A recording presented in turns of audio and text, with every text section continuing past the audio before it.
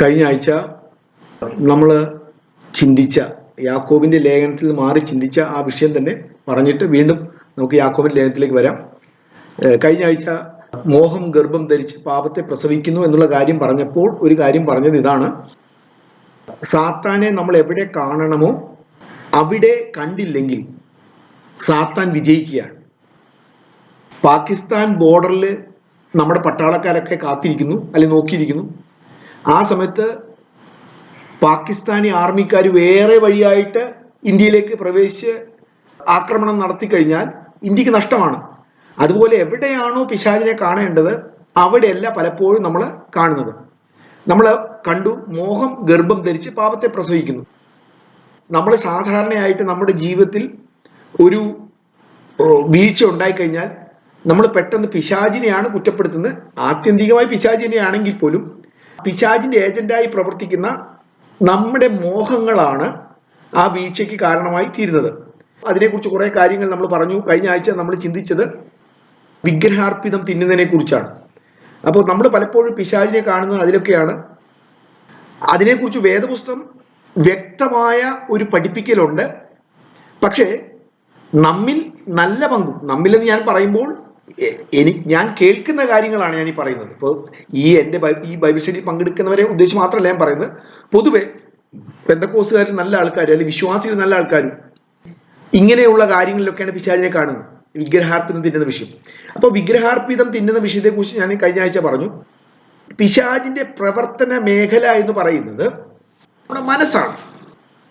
കൊരിന്ത്യർക്ക് എഴുതിയ 2-ാം ലേഖനം 10-ാം അധ്യായം 5-ാമത്തെ വാക്യം: അവയാൽ ഞങ്ങൾ സങ്കല്പങ്ങളും ദൈവത്തിന്റെ പരിജ്ഞാനത്തിന് വിരോധമായി പൊങ്ങുന്ന എല്ലാ ഉയർച്ചയും ഇടിച്ചു കളഞ്ഞ് ഏതു വിചാരത്തെയും ക്രിസ്തുവിനോടുള്ള അനുസരണത്തിനായി.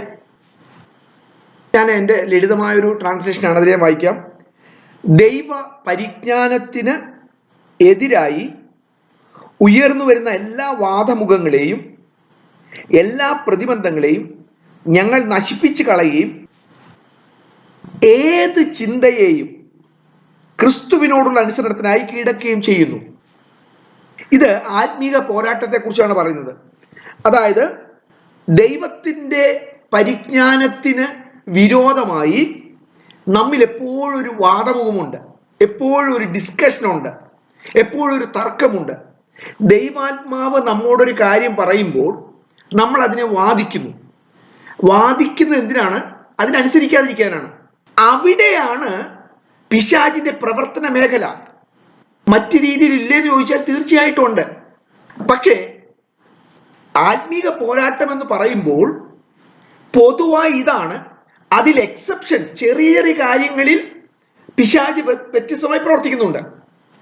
പിശാച് വ്യത്യസ്തമായിട്ട് പ്രവർത്തിക്കുക എന്ന് പറഞ്ഞാൽ ഡീമൺ പൊസഷൻസ്, അതുപോലുള്ള പല കാര്യങ്ങളിലൊക്കെ ആ ഗിഫ്റ്റഡ് ആയ ആൾക്കാർ അതുമായിട്ട് ബന്ധപ്പെടുമ്പോൾ പല കാര്യങ്ങളും ഉണ്ട്. അത് ഒരു സാധാരണ വിശ്വാസി അതിന്റെ പുറകെ പോകേണ്ട കാര്യമില്ല. എനിക്കിപ്പോൾ അതിനെക്കുറിച്ച് ഗിഫ്റ്റ് ഉണ്ടെങ്കിൽ, ഡീമൺ പൊസസ്ഡ് ആയ ഒരാളെ ഹീൽ ചെയ്യാനുള്ള ഒരു ഗിഫ്റ്റ് ഉണ്ടെങ്കിൽ ചിലപ്പോൾ ഞാൻ പോകുന്ന മേഖല കുറച്ചും കൂടെ വൈവിധ്യമായിരിക്കും. നമുക്കറിയാം, നമ്മൾ സാധാരണ വണ്ടി ഓടിക്കുന്നത്, നമ്മളെല്ലാവരും വണ്ടി ഓടിക്കുന്നത് ആ ഫ്രണ്ടിലുള്ള ആ ഗ്ലാസ്സിൽ കൂടെ ഫ്രണ്ടിലേക്ക് നോക്കിയാണ് നമ്മൾ വണ്ടി ഓടിക്കുന്നത്. അതാണ് സാധാരണ വണ്ടി ഓടിക്കൽ. അതാണ് ലേണേഴ്സ് സ്കൂളിൽ പഠിപ്പിക്കുന്നത്, ഡ്രൈവിംഗ് സ്കൂളിൽ പഠിപ്പിക്കുന്നത് അത് തന്നെയാണ്. അങ്ങനെ ഓടിക്കുന്നതാണ് ലൈസൻസ് തരുന്നത്. പക്ഷേ ഒരു പ്രാവശ്യം മൂന്നാറിലാണോ കുമിളിയിലാണോ എന്നറിയില്ല, പോയിട്ട് തിരിച്ചു വരുന്ന വഴിയിൽ മുഴുവൻ മഞ്ഞ്. അപ്പോൾ മഞ്ഞായതുകൊണ്ട് ഈ ഗ്ലാസ്സിൽ കൂടെ മുമ്പിൽ കാണാൻ പറ്റുന്നില്ല. അപ്പൊ ഞങ്ങൾ എന്ത് ചെയ്തു? ഗ്ലാസിന് പുറത്തു കൂടെ തലയിട്ടിട്ട് കുറെ നേരം ഓടിച്ചു. അപ്പോൾ ചില പ്രത്യേക സന്ദർഭങ്ങളിൽ അങ്ങനെ ഓടിക്കേണ്ട വിഷയങ്ങളും വരാറുണ്ട്. പക്ഷേ സാധാരണ അങ്ങനെയല്ല എല്ലാവരും ഓടിക്കുന്നത്. എല്ലാവരും ഓടിക്കുന്നത് ഗ്ലാസ്സിൽ കൂടെ നോക്കിയാണ്. ഇതുപോലെ തന്നെയാണ് നമ്മുടെ ക്രിസ്ത്യൻ ജീവിതത്തിൽ നമ്മൾ മനസ്സിലാക്കേണ്ടത്. സാത്താന്റെ പ്രവർത്തന മേഖല എന്ന് പറയുന്നത് നമ്മുടെ ചിന്താമണ്ഡലമാണ്. അതിനെ നോക്കിയാൽ മതി. അവിടെയാണ് ആത്മീയ പോരാട്ടം കണ്ടാൽ മതി. അല്ലാതെ മറ്റ് രീതിയിലൊക്കെ ചിന്തിക്കേണ്ട വളരെ റെയറായ സന്ദർഭങ്ങളും ആർക്കാണത്? ഞാൻ ആം ഗിഫ്റ്റഡ്, ആ കാര്യങ്ങൾക്ക് വേണ്ടി എനിക്ക് ദൈവം ഒരു പ്രത്യേക ഗിഫ്റ്റ് തന്നിട്ടുണ്ടെങ്കിൽ ഞാൻ ചിലപ്പോൾ നമ്മളൊക്കെ പെരുമാറുന്നതിനേക്കാൾ അപ്പുറമായിട്ട് പോകേണ്ടി വരുമായിരിക്കും.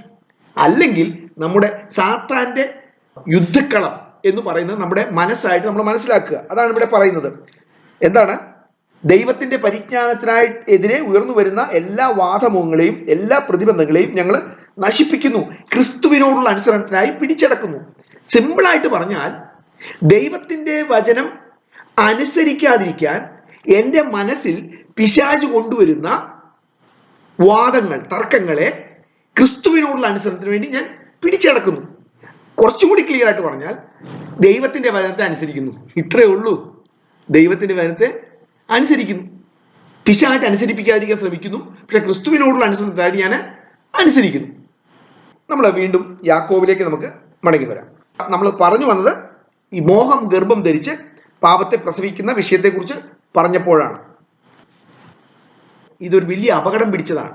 കാരണം നമുക്കിതായിട്ട് വലിയ ബന്ധമില്ലെങ്കിലും ഒരു കള്ളപ്രവാചകൻ വന്ന് സ്പിരിച്വൽ ലാംഗ്വേജ് പറഞ്ഞാൽ, ദൂത് പറഞ്ഞാൽ മതി, ചിലപ്പോൾ നമ്മൾ പെട്ടുപോകും. അത് പെട്ടുപോകാതിരിക്കാനുള്ള ബേസ്, ദൈവമായിട്ടുള്ള ബേസ് നമുക്ക് ഉണ്ടാകണം. അതുകൊണ്ടാണ് ഈ കാര്യം ആവർത്തിച്ച് ആവർത്തിച്ച് പറയുന്നത്. അനേകര് പിശാചിന്റെ പേരിൽ അനേക കള്ളപ്രവാചകന്മാർ തെറ്റിച്ചു. അവരുടെ സ്വാർത്ഥ ലാഭത്തിനു വേണ്ടി, അവരുടെ പ്രയോജനത്തിനു വേണ്ടി അവര് അനേകരെ തെറ്റിച്ചു. അനേകർ കുടുംബത്തിൽ പ്രശ്നങ്ങളുണ്ടായി. അപ്പൊ അതുകൊണ്ട് ഇങ്ങനെയുള്ള കാര്യങ്ങളിൽ നമുക്ക് വളരെ സ്ഥിരത ഉണ്ടാകുക. നമ്മൾ കഴിഞ്ഞ ആഴ്ച ചിന്തിച്ച് നിർത്തിയത് 17-ാമത്തെ വാക്യം വരെയാണ്. അവിടെ നമ്മൾ പറഞ്ഞത് മോഹം ഗർഭം ധരിച്ച് പാപത്തെ പ്രസവിക്കുന്നു. അപ്പൊ ഈ മോഹം ഉണ്ടാകാനുള്ള ഒരു കാരണം എന്ന് പറയുന്നത്, അതിന്റെ താഴെ വാക്യത്തിൽ പറയുന്നു, എല്ലാ നല്ല ദാനവും പൂർണ്ണ വരങ്ങളൊക്കെയും വെളിച്ചങ്ങളുടെ പിതാവിൽ നിന്ന് ഇറങ്ങി വരുന്നു. അതായത് എനിക്ക് എന്തെല്ലാം നല്ലത് വേണമോ അത് തരുന്ന സ്നേഹവാനായ ഒരു അപ്പൻ സ്വർഗത്തിലുണ്ട് എന്ന് എനിക്ക് നല്ല വിശ്വാസമുണ്ട്. പിന്നെ ഞാനിതിനെ കഷ്ടപ്പെട്ട് മോഹിക്കുന്നു. അതായത് ഈ കിട്ടിയ കാര്യങ്ങൾ നമ്മൾ മോഹിക്കാറില്ല, കിട്ടാത്ത കാര്യങ്ങളാണ് മോഹിക്കുന്നത്. അപ്പൊ എൻ്റെ അപ്പൻ സ്വർഗത്തിൽ നിന്ന് എനിക്ക് തരാൻ ഇങ്ങനെ കാത്തിരിക്കുകയാണെന്ന് എനിക്ക് ബോധ്യമുണ്ടെങ്കിൽ, എൻ്റെ ആവശ്യങ്ങളൊക്കെ നിവർത്തിക്കുന്ന പിതാവാണെന്ന് ബോധ്യമുണ്ടെങ്കിൽ, പിന്നെ മോഹത്തിനവിടെ സ്ഥാനമില്ല. അതാണ് നമ്മൾ പറഞ്ഞു നിർത്തിയത്. 18-ാമത്തെ വാക്യം, നാം അവന്റെ സൃഷ്ടികളിൽ ഒരുവിധം ആദ്യ ഫലമാകേണ്ടതിന് അവൻ തന്റെ ഇഷ്ടം ഹേതുവായി സത്യത്തിന്റെ വചനത്താൽ നമ്മെ ജനിപ്പിച്ചിരിക്കുന്നു. നമ്മള് അടുത്ത പാരഗ്രാഫ് ആരംഭിക്കുന്നത് 21-ാമത്തെ വാക്യത്തിലാണ്. ഞാൻ പറഞ്ഞു, ഈ പാരഗ്രാഫ് ഒന്നും പരിശുദ്ധാത്മാവ് പറഞ്ഞിട്ടൊന്നും വിഭാഗിച്ചതൊന്നുമല്ല. പിന്നീട് നമ്മുടെ സൗകര്യത്തിന് വേണ്ടി ചെയ്തതാണ് ഈ പാരഗ്രാഫ് വിഭജനവും ചാപ്റ്റർ വിഭജനവും വാക്യ വിഭജനവും ഒക്കെ. ഇവിടെ 18-ാമത്തെ വാക്യം അടുത്തൊരു പാരഗ്രാഫ് ആയിട്ടാണ് ഞാൻ ചിന്തിക്കാൻ ആഗ്രഹിക്കുന്നത്. നമ്മുടെ ബൈബിൾ അങ്ങനെയല്ല. നമ്മുടെ ബൈബിളിൽ 21-ാമത്തെ വാക്യമാണ് അടുത്ത പാരഗ്രാഫ്. അത് ചിന്തിക്കാൻ ഒരു കാരണമുണ്ട്, അത് പിന്നീട് പറയാം. നാം വായിച്ച വാക്യങ്ങളിൽ ചില വാക്കുകൾ ഇങ്ങനെയാണ്: നാം അവന്റെ സൃഷ്ടികളിൽ ഒരേ തരത്തിലുള്ള ആദ്യഫലമാകേണ്ടതിന് അവൻ തന്റെ ഇഷ്ടത്താൽ സത്യവചനത്താൽ നമ്മെ ജനിപ്പിച്ചിരിക്കുന്നു. ഒന്ന്, ദൈവം നമ്മെ ജനിപ്പിച്ചു.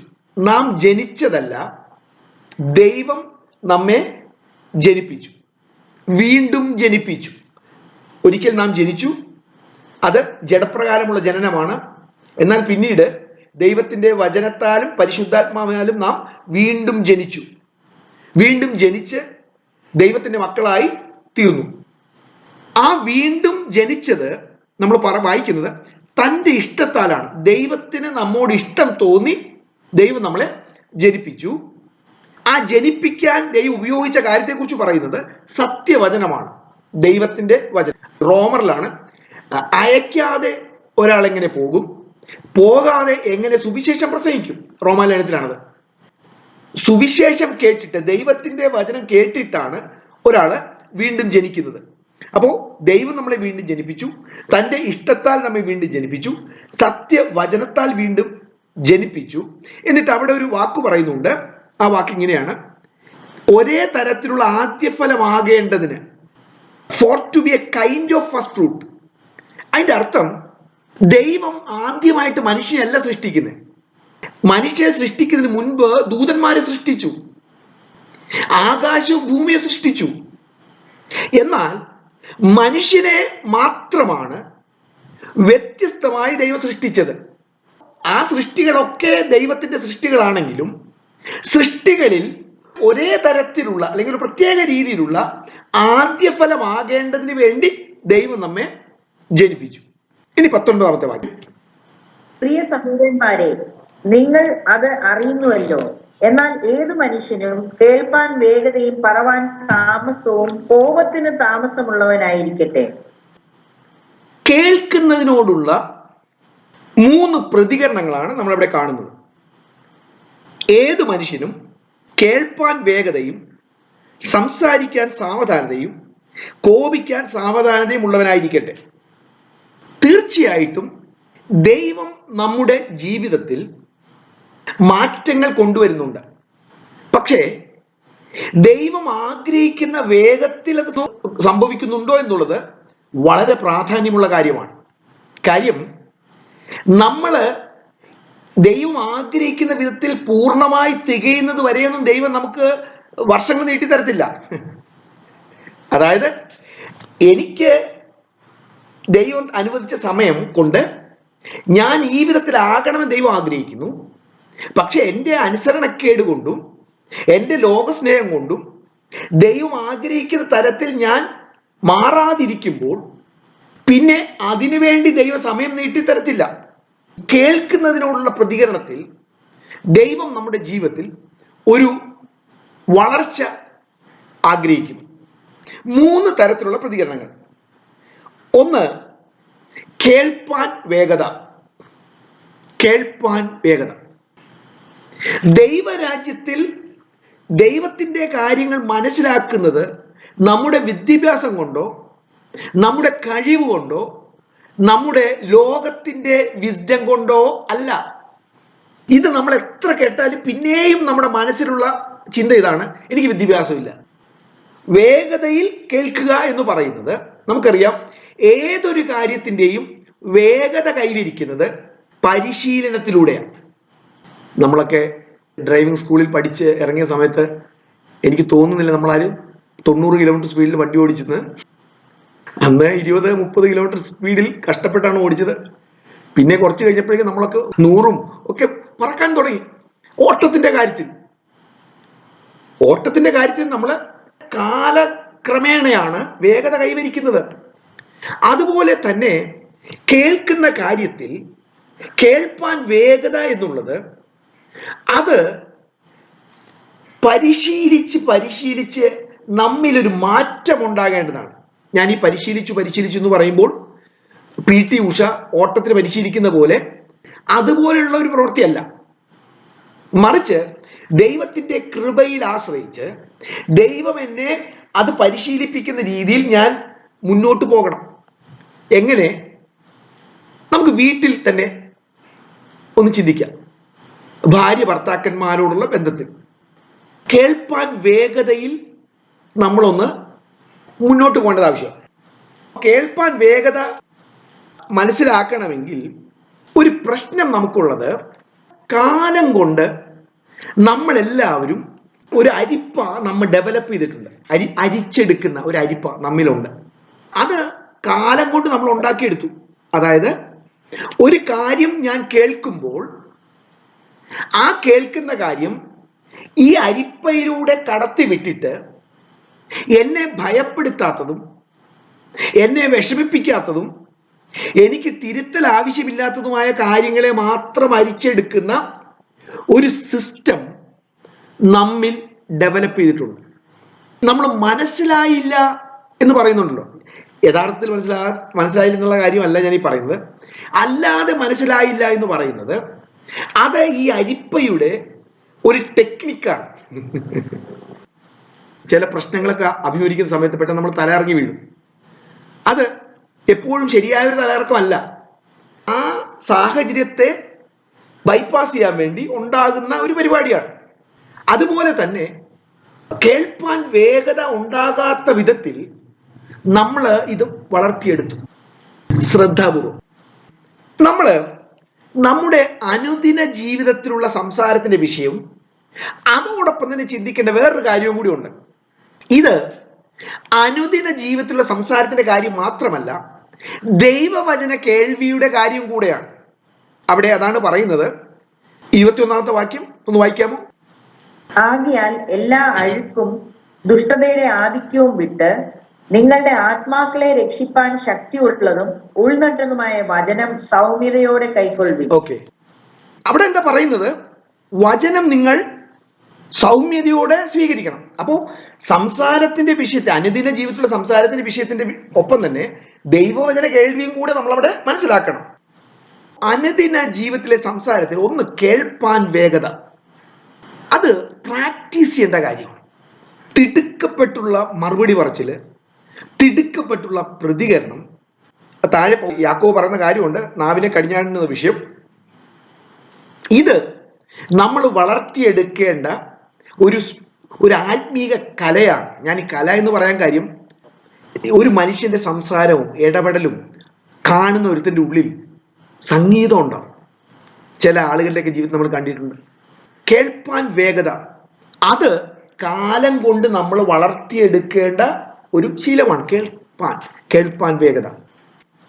ഒന്ന് കേൾപ്പാൻ വേഗത, രണ്ട് പറയാൻ താമസം. അതിനോടുള്ള റെസ്പോൺസ്. ഒരു വാക്ക് കേട്ട് കഴിഞ്ഞാൽ പെട്ടെന്ന് അതിനോടുള്ള പ്രതികരണം, പ്രത്യേകിച്ചും നല്ല രീതിയിലല്ലാത്തൊരു പ്രതികരണം. എന്തുകൊണ്ടാണ് പെട്ടെന്നൊരു പ്രതികരണം ഉണ്ടാകുന്നത്? ഞാൻ നേരത്തെ പറഞ്ഞതുപോലെ എന്നെ ഭയപ്പെടുത്തുന്ന എന്തിലോ അത് സ്പർശിച്ചു. എന്താ ഭയപ്പെടുത്തുന്നത്? എന്താ നമ്മൾ ഭയപ്പെടുന്നത്? സാധാരണ പറയാറുണ്ടല്ലോ, എനിക്ക് ഭയപ്പെടാൻ ഒന്നും ഞാൻ ഒളിച്ചു വെച്ചിട്ടില്ലല്ലോ. എന്താ ഭയം? ഒളിച്ചു വെച്ചിരിക്കുന്നത് റിവീലാകുമോ എന്നുള്ളതാണ് ഭയം. എന്തൊക്കെ ഒളിച്ചു വെച്ചിരിക്കുന്നത്? നന്നായി ഒളിച്ചു വെക്കുന്ന പല കാര്യങ്ങളും നമുക്കറിയാം. പട്ടി കുരയ്ക്കുന്നതിന്റെ കാര്യം എന്താ? പല കാരണങ്ങളാണ്. ഒരു കാരണം, എനിക്ക് പേടിയുണ്ട്, നീ എൻ്റെ അടുത്തേക്ക് വരല്ലേ.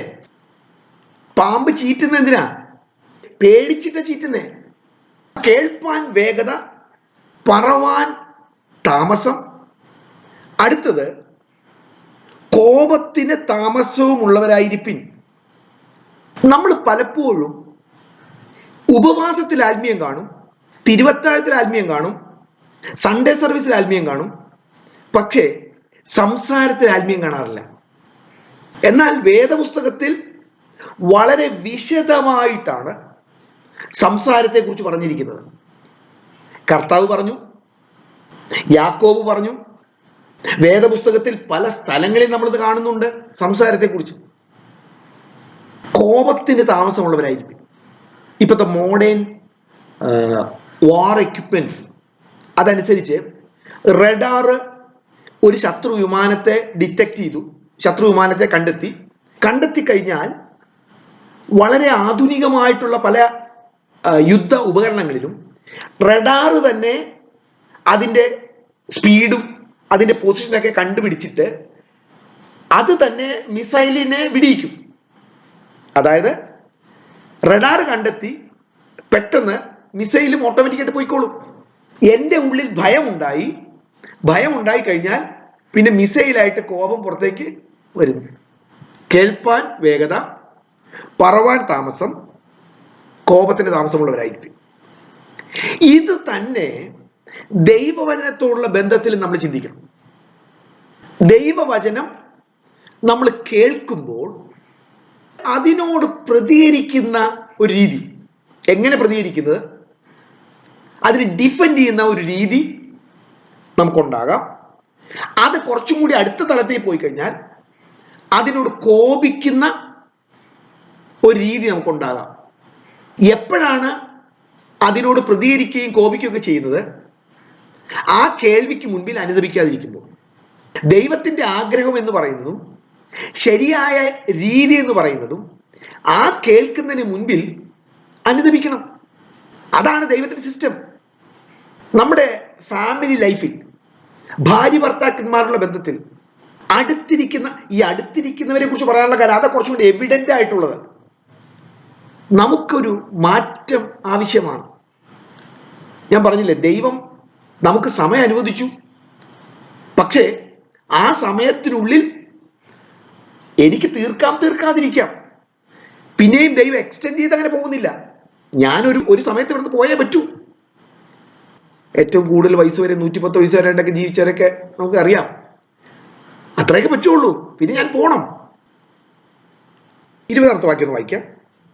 മിനി ഒന്ന് വായിക്കാം. 20. മനുഷ്യന്റെ കോപം ദൈവത്തിന്റെ നീതിയെ പ്രവർത്തിക്കുന്നില്ല. ഓക്കെ.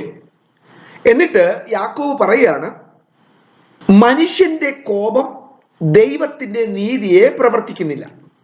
കോപം എന്ന് പറയുന്നത് ചിന്തിക്കാതെ അല്ലെങ്കിൽ കേൾക്കാതെ ശ്രദ്ധിക്കാതെ ഉള്ള ഒരു പ്രതികരണമാണ് കോപം. നമുക്ക് മുറിവുണ്ടാകുമ്പോൾ നമുക്കറിയാം, തീർച്ചയായിട്ടും നമ്മളെ മുറിക്കുന്ന ഒരുപാട് സംഭവങ്ങളുണ്ട്. മുറിവുണ്ടാകുമ്പോൾ 2 രീതിയിൽ നമുക്ക് അതിനോട് പ്രതികരിക്കാം. ഒന്ന്, നമുക്ക് തന്നെ പ്രതികരിക്കാം. അതാണ് നേരത്തെ പറഞ്ഞ കോപം. ക്ഷമിക്കാതിരിക്കുക എൻ്റെ പ്രതികരണങ്ങളാണ്. മറ്റൊന്ന്, ദൈവത്തിന് ആ കാര്യം ഹാൻഡ് ഓവർ ചെയ്യുക. ദൈവത്തിന് ആ കാര്യം ഹാൻഡ് ഓവർ ചെയ്യുക എന്ന് പറയുമ്പോൾ പിന്നെ എൻ്റെ ഉള്ളിൽ ദൈവം അവനോട് ചോദിച്ചോളും എന്ന് പറയുന്ന സ്റ്റേജ് അല്ല. ദൈവത്തിന് ഹാൻഡ് ഓവർ ചെയ്യുമ്പോൾ ഞാൻ ചിന്തിക്കേണ്ട ഒരു ചിന്തയുണ്ട്, എന്തുകൊണ്ട് എനിക്ക് മുറിവേറ്റു? എന്തുകൊണ്ടാണ് നമുക്ക് മുറിവേൽക്കുന്നത്?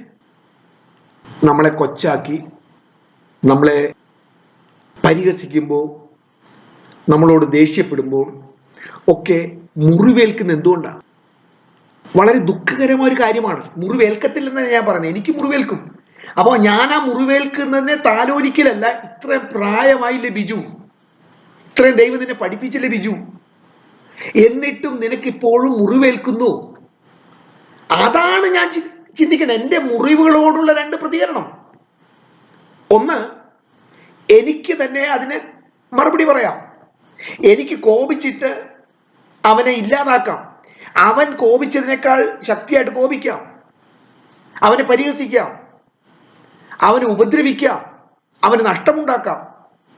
മറിച്ച് ദൈവത്തിന് ഞാൻ ഈ കാര്യം കൊടുക്കുക. ദൈവത്തിന് കാര്യം കൊടുക്കുമ്പോൾ എന്നിൽ നടക്കേണ്ട ഒരു കാര്യം, ഞാൻ എന്നെ സെർച്ച് ചെയ്യാണ്. എന്തുകൊണ്ടാണ്? ഞാൻ എന്നെ ഒന്ന് പരിശോധിക്കുകയാണ്. എന്തുകൊണ്ടാണ് എനിക്ക് ഇപ്പോഴും മുറിവേൽക്കുന്നത്? എൻ്റെ സെൽഫ് ഇപ്പോഴും ശക്തിപ്പെട്ടിരിക്കുന്നു. എന്നാൽ നമ്മൾ അതിനെക്കുറിച്ച് ഒരുപാട് ധ്യാനിക്കേണ്ട. എങ്കിലും ഇവിടെ പറയുന്ന വാക്കനുസരിച്ച് മനുഷ്യൻ കോപിച്ചാൽ അല്ലെങ്കിൽ മനുഷ്യൻ പ്രതികരിച്ചാൽ പിന്നെ ദൈവത്തിനൊരു നീതിയുണ്ട്. ആ നീതി ദൈവം ചെയ്യത്തില്ല.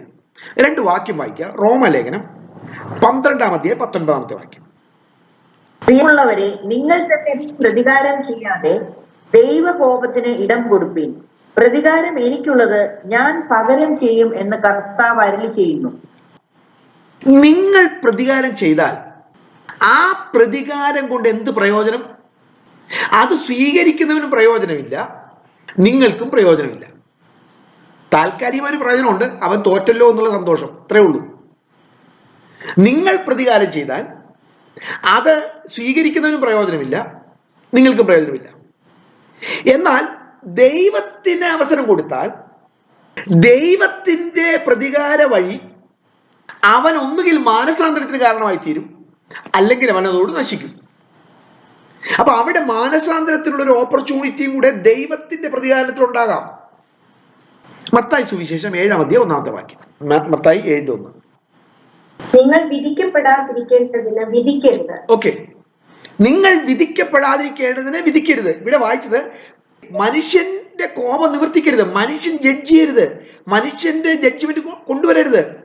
ഞാൻ ഒരാളെ കൊന്നാൽ അത് പാപമാണ്, അല്ലെങ്കിൽ അത് ന്യായവിധിക്ക് കാരണമാണ്. ഞാൻ പറഞ്ഞ ലോകത്തിന്റെ കണ്ണിൽ. അതേ സമയത്ത് ഒരു ജഡ്ജി ഒരാളെ തൂക്കിക്കൊല്ലാൻ വിധിച്ചാൽ ജഡ്ജി കുറ്റവാളിയല്ല. ഞാൻ കൊന്നാൽ അത് കുറ്റമാണ്.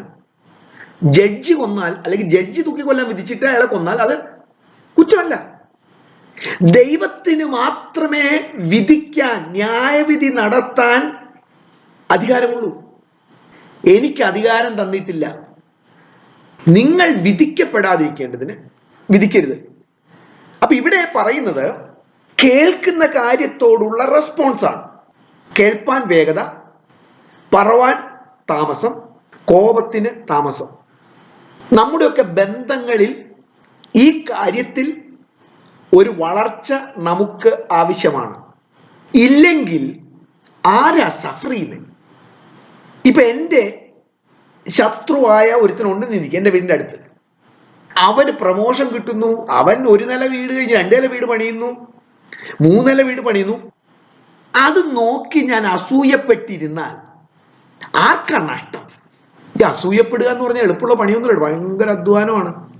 ശൗല് ഇസ്രായേലിന്റെ ആദ്യത്തെ രാജാവാണ്. രാജാവ് എന്ന് പറഞ്ഞാൽ അറിയാം, പദവി, വലിയ ആഡംബരത്തോടെ സുഖലോലുപതിയോടെ ജീവിക്കേണ്ട ആളാണ്. പക്ഷേ അസൂയ മൂത്തിട്ട് ഒരു ആട്ടിടയ ബാലന്റെ പുറകെ, ദാവീദിന്റെ പുറകെ കാടുകളിൽ ഒരു വേട്ടക്കാരനെ പോലെ അലയേണ്ടി വരുന്നൊരവസ്ഥ. ആരാ ആത്യന്തികമായി സഫർ ചെയ്യാൻ പോകുന്നത്? നമ്മൾ തന്നെയാണ് സഫർ ചെയ്യാൻ പോകുന്നത്. എന്റെ പ്രതികരണം കോപത്തിന്റെ പ്രതികരണമാണെങ്കിൽ ഞാൻ തന്നെയാണ് സഫർ ചെയ്യുന്നത്. അതുകൊണ്ടാണ് പറയുന്നത്, ന്യായവിധി ദൈവത്തിനുള്ളത്. നിങ്ങൾ തന്നെ വിധിക്കാതെ ദൈവത്തിന്റെ നീതി നിർവഹിക്കാൻ ദൈവത്തെ അനുവദിക്കുക. 21-ാമത്തെ വാക്യം. ആകയാൽ എല്ലാ അഴുക്കും ദുഷ്ടതയുടെ ആധിക്യവും വിട്ട് നിങ്ങളുടെ ആത്മാക്കളെ രക്ഷിപ്പാൻ ശക്തിയുള്ളതും ഉൾനട്ടതുമായ വചനം സൗമ്യതയോടെ കൈക്കൊള്ളുവിൻ. വചനം സൗമ്യതയോടെ കൈക്കൊള്ളുക. 2 വാക്കുകൾ ഇവിടെ പറയുന്നു. ഒന്ന് വിടുക, 2 സ്വീകരിക്കുക. എന്താ വിടേണ്ടത്? ദുഷ്ടത, വർദ്ധിച്ച ദുഷ്ടത, മാലിന്യവും വർദ്ധിച്ച ദുഷ്ടതയും. ഇത് ഏത് കോണ്ടെക്സ്റ്റിലാണ് പറയുന്നത്? നമ്മളാണെങ്കിൽ ആ വാക്കിനോട് എന്ത് പറയും? ബലാത്സംഗം, വ്യഭിചാരം, കൊലപാതകം ഒക്കെ ബന്ധപ്പെടുത്തിയാണ് നമ്മൾ ആ വാക്ക് ഉപയോഗിക്കാൻ ശ്രമിക്കുന്നത്. പക്ഷെ ഇവിടെ ഏത് കോണ്ടെക്സ്റ്റിലാണ് പറഞ്ഞു വരുന്നേ? മോഹത്തിന്റെ കോണ്ടെക്സ്റ്റിലാണ്. മോഹിക്കുന്ന പാപത്തിന് കാരണമായി പാപം മോഹിക്കുന്നല്ല ഞാൻ ഈ പറയുന്നത്. നമ്മൾ അതാ തെറ്റിയിരിക്കുന്നത്. നമ്മൾ ചിന്തിക്കുന്നത് പാപം മോഹിക്കുന്ന അല്ല. ഒരു അഡ്മിഷൻ തന്നെ ആയിക്കൊള്ളട്ടെ. ഒരു അഡ്മിഷന്റെ കാര്യത്തിൽ ഇപ്പൊ ശ്രേയയ്ക്ക്, അവൾക്ക് ഇന്നൊരു അഡ്മിഷൻ കിട്ടണമെന്ന് എനിക്ക് നിർബന്ധം, ഭയങ്കര നിർബന്ധം. ദൈവമൊന്നും പറഞ്ഞിട്ടില്ല, എനിക്ക് നിർബന്ധം. അത് ഞാൻ മോഹിക്കുകയാണ്. അത് മോഹിക്കുമ്പോൾ അതിനോട് ബന്ധപ്പെട്ട് ഞാൻ പറയേണ്ട നുണകൾ, ഞാൻ ചെയ്യേണ്ട തെറ്റുകൾ, ഞാൻ ചെയ്യേണ്ട എന്നിലുണ്ടാകുന്ന അസൂയ തുടങ്ങിയ ഒരുപാട് കാര്യങ്ങൾ, ആ മോഹം, അല്ലാതെ കൊലപാതകത്തിന്റെയോ പാപത്തിന്റെയോ മോഹം തന്നെ അല്ല പറയുന്നത്. നമ്മൾ കഴിഞ്ഞ ആഴ്ച പറഞ്ഞു, എനിക്ക് പാപം ചെയ്യാൻ അല്ലെങ്കിൽ അത് കിട്ടിയേ തീരൂ എന്ന് നിർബന്ധ പിടിപ്പിക്കുന്ന മോഹം. ആ മോഹത്തെ കുറിച്ചാണ് ഇവിടെ പറയുന്നത്. എന്താണ്? മാലിന്യവും ദുഷ്ടതയും. എന്ത്? മോഹം. മോഹം അത്ര ഗൗരവത്തോടെ നമ്മൾ അതിനെക്കുറിച്ച് ചിന്തിക്കണം. ഓക്കെ, നമുക്കൊന്ന് വായിക്കാം. 4-ാം അധ്യായം 4-ാമത്തെ വാക്യം, യാക്കോബ് 4:4. വ്യഭിചാരിണികളായുള്ളവരെ, ലോകസ്നേഹം ദൈവത്തോട് ശത്രുത്വമാകുന്നുവെന്ന് നിങ്ങൾ അറിയുന്നില്ലയോ? ഇനി 2-ാമത്തെ വാക്യം. ലോകത്തിന്റെ സ്നേഹിതനാകുവാൻ ഇച്ഛിക്കുന്നവനെല്ലാം ദൈവത്തിന്റെ ശത്രുവായി തീരും. 2-ാമത്തെ വാക്യം. നിങ്ങൾ മോഹിച്ചിട്ടും പ്രാപിക്കുന്നില്ല, നിങ്ങൾ കൊല്ലുകയും അസൂയപ്പെടുകയും ചെയ്തിട്ടും ഒന്നും സാധിക്കുന്നില്ല, നിങ്ങൾ കലഹിക്കുകയും ശണ്ടയിടുകയും ചെയ്തിട്ടും യാചിക്കായ്മ കൊണ്ട് കിട്ടുന്നില്ല. മോഹിക്കുന്നവരെ യാക്കോബ് വിളിക്കുകയാണ് വ്യഭിചാരികളെ. നമുക്കൊരു പ്രശ്നം സംഭവിച്ചിട്ടുണ്ട്. നമുക്കെന്ന് പറഞ്ഞാൽ ഈ കാലഘട്ടം കാര്യം, 1-ാം നൂറ്റാണ്ടിൽ ഉണ്ടായിരുന്ന അവരുടെ വിശുദ്ധിയെക്കുറിച്ചുള്ള കാഴ്ചപ്പാടുകൾ, അതിൽ നിന്ന് തലമുറയായി നമ്മൾ ഒരുപാട് മാറിപ്പോയിട്ടുണ്ട്. ഒരു കാലഘട്ടത്തിൽ കേരളത്തിലുള്ള വിശ്വാസികൾ റേഡിയോ കേൾക്കത്തില്ലായിരുന്നു. റേഡിയോയിലുള്ള സിനിമാ പാട്ടുകൾ അവർ കേൾക്കത്തില്ല. അത് തെറ്റോ ശരിയോ അല്ല വിഷയം, അത് ആ കാലം പോയി. ഇന്നത്തെ കാലഘട്ടത്തിൽ നമ്മൾ എത്തിയിരിക്കുമ്പോൾ റേഡിയോ കേൾക്കത്തില്ല എന്ന് പറയുമ്പോൾ നമുക്കിപ്പോൾ ചിരി വരും. പ്രത്യേകിച്ചും ഒരു ന്യൂജനായ ഒരു 16 വയസ്സുള്ള അല്ലെങ്കിൽ ഒരു 18 വയസ്സുള്ള കോളേജിൽ പഠിക്കുന്ന ഒരു കൊച്ചിനോട് നമ്മൾ ഈ കഥ പറഞ്ഞാൽ അവർ ചിരിക്കും തീർച്ചയായിട്ടും. റേഡിയോ കേൾക്കത്തില്ല. പക്ഷേ നമ്മുടെ കാലഘട്ടം എത്തിയപ്പോഴേക്കും ഒരുപാട് നമ്മൾ മാറി. 1-ാം നൂറ്റാണ്ടിൽ ഉണ്ടായിരുന്ന അവർക്കുണ്ടായിരുന്ന ആ കാഴ്ചപ്പാടുകൾ, അവര് ഓരോന്നിനും വെച്ചിരുന്ന മാനദണ്ഡങ്ങൾ, സ്റ്റാൻഡേർഡ്സ്, അത് കാലഘട്ടം കൊണ്ട് കുറഞ്ഞ് കുറഞ്ഞ് കുറഞ്ഞ് കുറഞ്ഞ് ഇപ്പൊ നമ്മുടെ സമയം എത്തിയപ്പോൾ കർത്താവ് പറഞ്ഞ വാക്കുണ്ട്, മനുഷ്യപുത്രൻ വരുമ്പോൾ വിശ്വാസം കണ്ടെത്തുമോ. അതുകൊണ്ടാണ് നമുക്ക് ഈ ഭാഷ മനസ്സിലാകാത്തത്. മോഹിക്കുന്നത് എന്തായിട്ടാ പറയുന്നത്? മാലിന്യവും വർദ്ധിച്ച ദുഷ്ടത. മോഹിക്കുന്നവനെ യാക്കോബ് വിളിക്കുന്ന വ്യഭിചാരി. നമുക്ക് സംഭവിച്ചിരിക്കുന്ന ആദ്യ നൂറ്റാണ്ടിലുണ്ടായിരുന്ന അവരുടെ കാഴ്ചപ്പാടിൽ നിന്ന് എത്ര അകന്നു പോയിരിക്കുന്നുവെന്ന് നമ്മളൊന്ന് ചിന്തിക്കേണ്ടത് ആവശ്യം. അതുകൊണ്ടാണ് അന്ന് അവർക്കുണ്ടായിരുന്ന ദർശനങ്ങൾ, അന്ന് അവരുടെ ഇടയിൽ നടന്നിരുന്ന അതുപോലുള്ള മിറക്കിൾസ്, അന്ന് നടന്നിരുന്ന അത്ഭുത പ്രവൃത്തികളൊന്നും ഇന്നില്ലാത്തത്. കാര്യം ദൈവത്തിന്റെ തേജസ്സിൽ നിന്ന് നമ്മൾ മാറി. അപ്പോൾ ദൈവത്തിന്റെ ഭാഗത്തു നിന്ന് ഉണ്ടാകുന്ന അങ്ങനെയുള്ള കാര്യങ്ങൾ അത്ര പ്രതീക്ഷിച്ചാൽ മതി. അതുകൊണ്ടാണ് യാക്കോബ് അതിനെ അത്ര ഗൗരവത്തോടെ, നമുക്കിത് മനസ്സിലാകത്തില്ല. മോഹിക്കുന്ന, ഇപ്പോ യാക്കോബിനോട് ചെന്ന് പറയാണ്, ഉദാഹരണത്തിന് യാക്കോബാണ് നമ്മുടെ അടുത്ത ചർച്ചിലെ പാസ്റ്റർ. അപ്പൊ യാക്കോബിനോട് എന്ന് പറയാണ്, എനിക്ക് അത്യാവശ്യം ഒരു കാറ് വാങ്ങിക്കണം. അപ്പൊ യാക്കോബ് ചോദിക്കുകയാണ്, ശരി കാറ് വാങ്ങിച്ചോ, നിന്റെ പൈസ ഉണ്ടോ? പൈസ ഇല്ല, ലോൺ എടുക്കാൻ പോവാണ്. ശരി ലോൺ എടുത്തോ, നിനക്ക് എത്രയാണ് അടവ് എനിക്ക് 20,000 രൂപ അടയ്ക്കണം. നിനക്കൊരു മാസം എത്ര കിട്ടും? 10,000 രൂപ കിട്ടും. അപ്പൊ യാക്കോബ് ചോദിക്കും, നിനക്ക് ഈ കാറ് കിട്ടണമെന്നുള്ള ഇത്ര വലിയ മോഹം, അതായത് നിനക്കുള്ള വരുമാനത്തെക്കാൾ ഒരു വലിയ തുക തിരിച്ചടയ്ക്കേണ്ട വിധത്തിൽ, അതായത് നിന്റെ കയ്യിൽ കിട്ടാത്ത അല്ലെങ്കിൽ ഒതുങ്ങാത്ത ആ കാര്യം നിനക്ക് വേണമെന്നുള്ള ഇത്രമാത്രം മോഹം എവിടെ നിന്നുണ്ടായി? അത് വർദ്ധിച്ച ദുഷ്ടതയല്ലേ എന്നാണ് യാക്കോബ് പറയുന്നത്. പക്ഷെ യാക്കോബിന്റെ സ്ഥാനത്ത് ഇന്ന് ഞാനൊന്നും പറയത്തില്ല, ഞാൻ ഇവിടെ മിണ്ടായിരിക്കും. എന്നിട്ട് അല്ലെ ഞാൻ ചോദിക്കും, സഹോദര അതിന്റെ ആവശ്യമുണ്ടോ? അത്രയേ എനിക്ക് ചോദിക്കാൻ പറ്റുള്ളൂ. യാക്കോബ് പറയുകയാണ്, ആകയാൽ അതുകൊണ്ട് എല്ലാ മാന്യവും വർദ്ധിച്ച ദുഷ്ടതയും വിട്ട് നിങ്ങളുടെ ആത്മാക്കളെ രക്ഷിക്കുവാൻ ശക്തിയുള്ളതായി നിങ്ങളിൽ നട്ടിരിക്കുന്ന വചനം, ദൈവത്തിന്റെ വചനം നിങ്ങൾ സൗമ്യതയോടെ സ്വീകരിക്കുക. മീക്നെസ്, സൗമ്യത എന്ന് പറയുന്നത് ആങ്കറിന്റെ, കോപത്തിന്റെ എതിർപദമാണ്, അല്ലെങ്കിൽ എതിർ പ്രവൃത്തിയാണ്. കോപത്തിന്റെ എതിർ പ്രവൃത്തിയാണ് സൗമ്യത. സൗമ്യതയ്ക്ക് മാത്രമേ, അല്ലെങ്കിൽ സൗമ്യതയോട് മാത്രമേ ദൈവത്തിന്റെ വചനം സ്വീകരിക്കാൻ പറ്റൂ, ഉള്ളിലേക്ക് നടാൻ പറ്റൂ, കേൾക്കാൻ പറ്റൂ. സൗമ്യത ഇല്ലാതെ വചനം കേൾക്കാം, ഉള്ളിലത് നടണമെങ്കിൽ സൗമ്യത ആവശ്യമാണ്. സങ്കീർത്തനം 25:9 വാക്യം, സൗമ്യതയുള്ളവരെ അവൻ ന്യായത്തിൽ നടത്തുന്നു, സൗമ്യതയുള്ളവർക്ക് തന്റെ വഴി പഠിപ്പിച്ചു കൊടുക്കുന്നു. സൗമ്യതയുള്ളവർക്ക് ദൈവം തന്റെ വഴി പഠിപ്പിച്ചു കൊടുക്കുന്നു. നമ്മൾ ആ കോപത്തെ കുറിച്ച് കണ്ടു. കോപം ദൈവവചനത്തോടുള്ള ബന്ധത്തിൽ നമുക്ക് ഇഷ്ടപ്പെടാത്തതിനോട് നമ്മൾ പ്രതികരിക്കുന്നു, അതിനെ കോപത്തോടെ നമ്മൾ തള്ളിക്കളയുന്നു. എന്നാൽ ഇവിടെ പറയുന്നു, അതിനെ സൗമ്യതയോടെ നിങ്ങൾ സ്വീകരിക്കുക, ഉള്ളിലുള്ള വചനത്തെ സൗമ്യതയോടെ സ്വീകരിക്കുക. അവിടെ പറയുന്ന വാക്കിതാണ്, ആ വചനത്തിന് നിങ്ങളെ രക്ഷിക്കാൻ കഴിയും. നമ്മൾ മാലിന്യം നിറഞ്ഞ, ഈ അന്ധകാരം നിറഞ്ഞ ഈ ലോകത്തിലൂടെ യാത്ര ചെയ്യുമ്പോൾ നമ്മുടെ ലക്ഷ്യസ്ഥാനത്ത് ചെന്നു ചേരാൻ ഉള്ള പ്രകാശമാണ്, വഴിയിലുള്ള കുഴിയിൽ വീഴാതിരിക്കാൻ, തെറ്റായ വഴിയിലേക്ക് പോകാതിരിക്കാൻ നമുക്ക് കാണിക്കുന്ന വെളിച്ചമാണ് ദൈവത്തിന്റെ വചനം. നമ്മൾ കഴിഞ്ഞ ബൈബിൾ സ്റ്റഡിയിലെ സമയത്ത് അവിടെയൊക്കെ ഈ കാര്യം നമ്മൾ കണ്ടതാണ്. ദൈവത്തിന്റെ വചനം, ആ മോക്ഷപുരിയിലേക്ക് പോകുന്ന ആ യാത്രീന്റെ കയ്യിൽ എപ്പോഴും ഒരു ബൈബിൾ ഉണ്ടായിരുന്നു. ആ ബൈബിൾ എപ്പോഴും അദ്ദേഹത്തിന്റെ കയ്യിലുണ്ട്. ഒരു പക്ഷേ നമ്മുടെ കയ്യിൽ ആ ബൈബിൾ ഇല്ലെങ്കിലും നമ്മുടെ ഉള്ളിൽ ആ ബൈബിള്, ആ വചനം എപ്പോഴും ഉണ്ടാകണം. ജീവിതത്തിന്റെ ഓരോ കാര്യങ്ങളിലും വചനത്താൽ വിലയിരുത്തി വേണം നമ്മൾ മുന്നോട്ട് പോകാൻ. അങ്ങനെയാണെങ്കിൽ നമുക്ക് ലക്ഷ്യസ്ഥാനത്ത് ചെല്ലുവാൻ സാധിക്കും. ആകയാൽ എല്ലാ മാലിന്യവും വർദ്ധിച്ച ദുഷ്ടതയും വിട്ട് നിങ്ങളുടെ ആത്മാക്കളെ രക്ഷിക്കുവാൻ ശക്തിയുള്ളതായി നിങ്ങളിൽ ഉൾനട്ടിരിക്കുന്ന വചനം സൗമ്യതയോടെ കൈക്കൊള്ളുവിൻ. അവിടെ ഒരു വാക്കുണ്ട്, നിങ്ങളുടെ ആത്മാക്കളെ രക്ഷിക്കുക. ദൈവത്തിന്റെ വിടുതല് നമ്മൾ പലപ്പോഴും ചിന്തിക്കുന്നത് ഒരു ആക്ഷൻ ആയിട്ടാണ്. അതായത് ദൈവം വന്ന് നമ്മളെ വിടുവിക്കുന്നു. എന്നാൽ എപ്പോഴും അങ്ങനെ വിടുവിക്കണമെന്നില്ല.